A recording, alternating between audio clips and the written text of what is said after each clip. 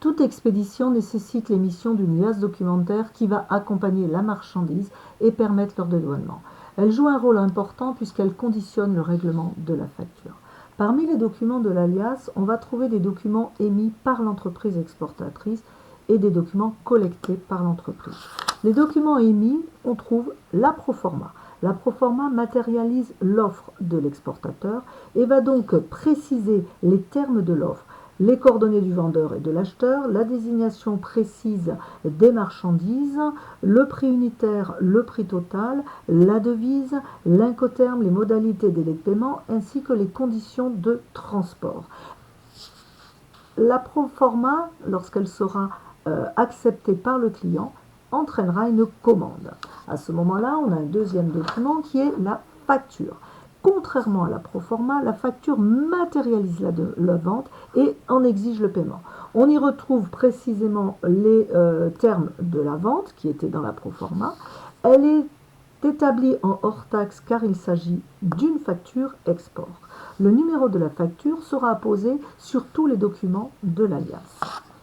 Il est possible que l'importateur réclame une facture consulaire, c'est-à-dire une facture qui va être émise par son ambassade et qui sera rédigée dans la langue de l'importateur, qui va donc s'ajouter à cette facture.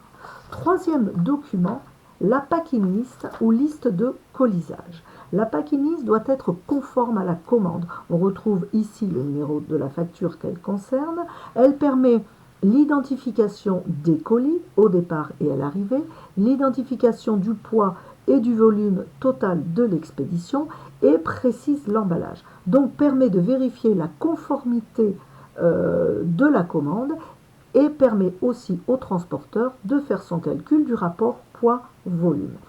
Elle peut être ajoutée à une liste de poids. Autre type de document que l'on va trouver dans l'alias documentaire, c'est les divers certificats qui vont être émis par l'entreprise parce qu'elles sont exigées par l'importateur ou parfois parce qu'elles sont nécessaires pour le transport. Premier certificat, le certificat de conformité qui permet effectivement à l'exportateur d'assurer de la conformité, par exemple, aux normes européennes de ses produits. Autre type de document qui peut être fait par un organisme extérieur qui va vérifier la qualité avant le départ de la marchandise. Il a donc ce certificat de contrôle de qualité, certifie que cet organisme a contrôlé la marchandise conformément à cette facture et la déclare conforme à la facture. Autre attestation, les certificats d'analyse. Selon, pour certains produits, elle sera nécessaire avant de sortir d'un pays ou d'entrer dans un pays. Des déclarations de matières dangereuses pour certains autres produits, ainsi que des certificats d'analyse, d'hygiène et de qualité pour des produits qui le nécessitent. Il existe aussi le certificat de traitement à la chaleur, dit certificat de fumigation, qui concerne les emballages en bois. Ces emballages en bois doivent être certifiés sur la norme NIMP 15 en vigueur, c'est-à-dire les normes internationales pour les mesures phytosanitaires. Ces normes ont pour objectif d'uniformiser les pratiques et d'empêcher les nuisibles dans le bois des emballages afin qu'ils n'aillent pas infester les forêts du pays d'importation. C'est obligatoire pour tous les emballages en bois qui rentrent dans l'UE. Si vous voulez plus d'informations sur ces normes, www.ippc.int.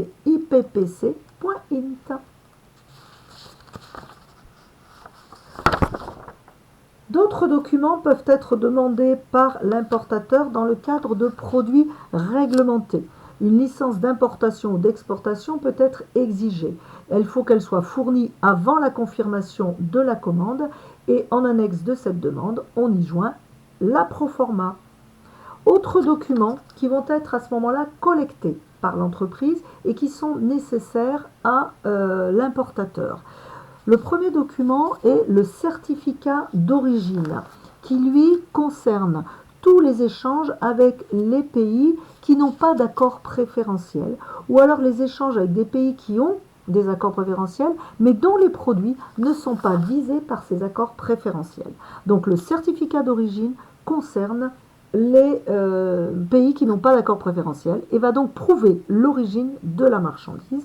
C'est l'exportateur qui va remplir le certificat d'origine et le faire viser par la Chambre de commerce et d'industrie qui atteste qu'il y a un certain pourcentage d'envraison dans le pays qui a été fait dans le pays d'origine, ici l'Italie, et ça tout dépend effectivement des produits. Donc certificat d'origine qui prouve l'origine non préférentielle relative à des échanges qui ne bénéficient pas d'accord préférentiel. Pour ceux qui bénéficient d'accords préférentiels, il existe un document qui est un certificat de circulation qu'on appelle l'EUR1. L'EUR1 est utilisé dans le cadre d'échanges préférentiels entre un pays de l'UE et d'autres pays. Ça permet aux pays importateurs de bénéficier du régime de ces accords préférentiels.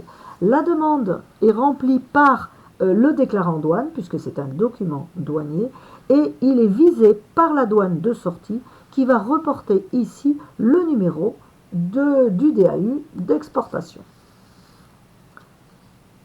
L'EUR1 s'utilise donc pour tous les pays qui sont dans le cadre d'accords préférentiels. Avec la Syrie, on utilisera un EUR2 et avec les pays de la Méditerranée, on utilisera un EUR MED. Il existe pour la Turquie un document spécifique qui est l'ATR. Donc pour que dans les échanges entre la Turquie et l'UE, l'importateur bénéficie du régime de l'accord UE-Turquie, il faut fournir un ATR qui lui permettra d'avoir des droits de douane réduits ou nuls sur les marchandises. Dans le même cas, la déclaration est faite par le déclarant en douane, et elle est visée par la douane de sortie.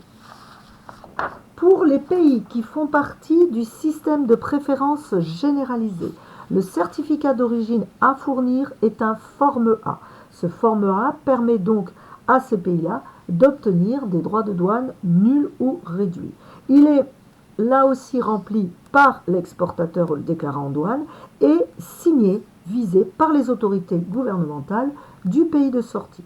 Pour chacun de ces documents, que ce soit le forme A pour les pays bénéficiant du système de préférence généralisé, que ce soit l'ATR pour les échanges entre l'UE et la Turquie, que ce soit l'EUR1, l'EUR2 ou l'Euromed, qui sont pour les pays bénéficiant d'accords préférentiels avec l'UE, sans ce document, l'importateur ne pourra pas bénéficier du régime d'accord préférentiel, c'est-à-dire de droits de douane réduits ou nuls prévus à cet accord.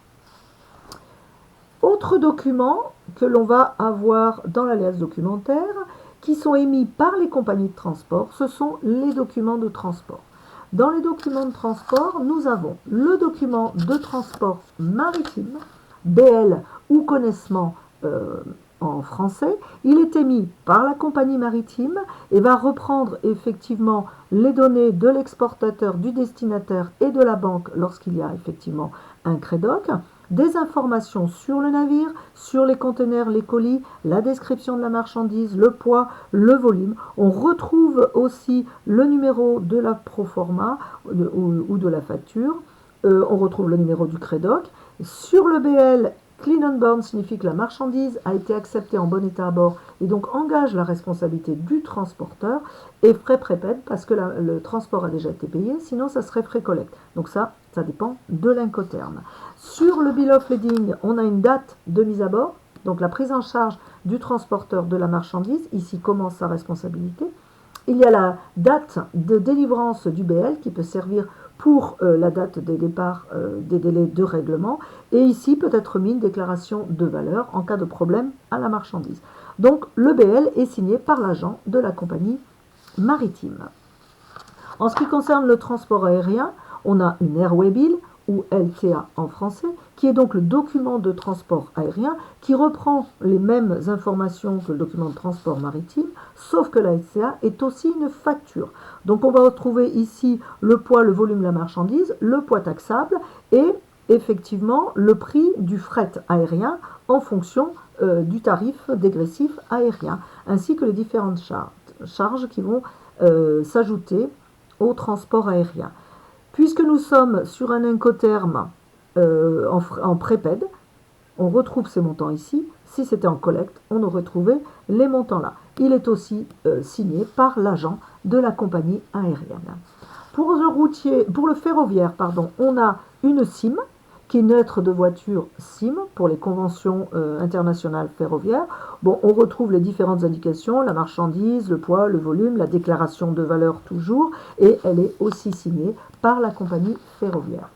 En ce qui concerne le routier, nous avons l'ACMR, qui est une lettre de voiture internationale, qui reprend donc les mêmes informations que sur tous les documents de transport, et qui ici peut prendre effectivement 3 signatures, un timbre de l'expéditeur, du transporteur et de celui qui réceptionne les marchandises à l'arrivée. Expéditeur, transporteur et destinataire, qui prouve que la marchandise a été prise en main par le transporteur et donnée au destinataire. Il ne faut pas confondre la SMR, qui est une lettre de voiture internationale, avec la lettre de voiture classique qui concerne du national, qu'on peut utiliser par exemple pour un préacheminement ou un post-acheminement. Donc elle peut avoir ce format-là, comme elle peut avoir ce format-là. Ici, il suffit de cocher national ou international pour que la lettre de voiture devienne internationale. Mais les plus courantes sont celles qui sont de la CMR internationale.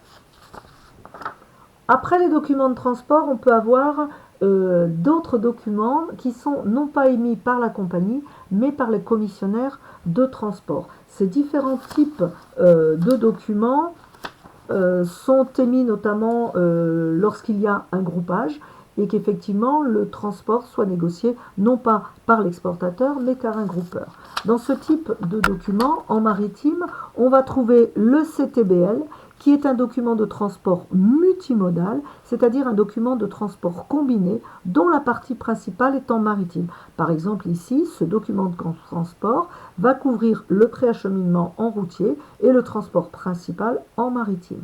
On va retrouver donc dessus les informations sur la marchandise, le poids, le volume, retrouver les dates des factures, les incoterms, etc. Apparaît ici le HS code. Le HS code, on le retrouvera dans les déclarations en douane, puisque c'est un code international à 6 chiffres qui permet d'identifier au niveau international la marchandise. Et on le retrouvera dans la nomenclature douanière.